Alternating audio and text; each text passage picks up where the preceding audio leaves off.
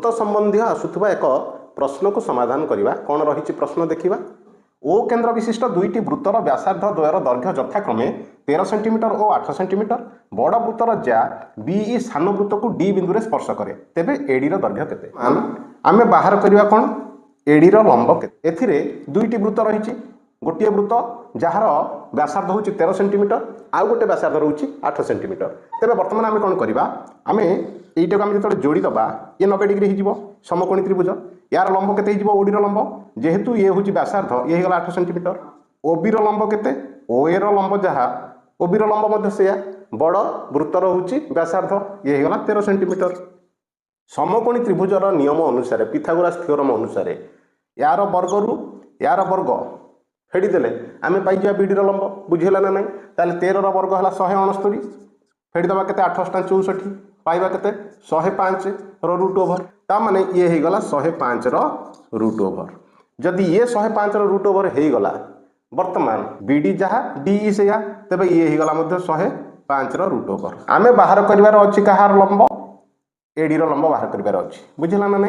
बर्तमान यहीटा को आम जोड़ीदबा या जो जोड़ीदबा ये गोटे समकोणी त्रिभुज होगा बुझेगा ना ना। जदि समकोणी त्रिभुज होगा आम गोटे नियम मन रखा कौन गोटे त्रिभुजर दुई बिंदुर मध्य बिंदु को जोग करुवा रेखाखंड तृतीय बाहुर अर्धेक अटे। ये नियमटी आम मन रखा।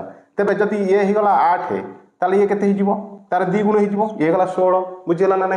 बर्तमान ये गोटे होगा समकोणी त्रिभुज क्या कहवा A D E.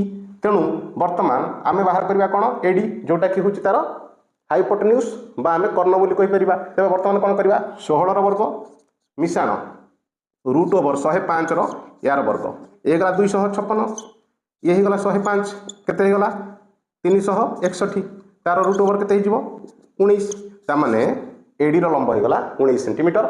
Option C हूँ तार सठिक उत्तर। ये समान प्रश्न को आउ गोटे साधारण उपाय सर्टकट्रे गोटे सूत्र में समाधान करें करवा देख। आम बाहर करवा एडी लंब AD square is equal to r square plus 3r square ये होगा तार सूत्र। ताले आर स्क्वायर कहले बड़ आर केते अच्छी 13 वर्ग केते 169 ता सहित 3r है छोट आर ताने 8 वर्ग केते होगा 64 आपको गुणीदेले केते हो ये होगा 169 ता सहित मिसेदेवा केते 312 318 1 19 मिसेदेले केते हो 361 बुझेगा ना ना। ताले एडी स्क्वायर जब 361 है ताले एडी केते हम 361 रूट ओभर जोटा कि 19 सीधा सड़क उत्तर आम बाहर करदे पारिबा बुझेगा ना ना। जदि समाधान टी बुझी पारल समाधान टी भल लगिला तेबे लाइक शेयर आउ कमेंट करिवो।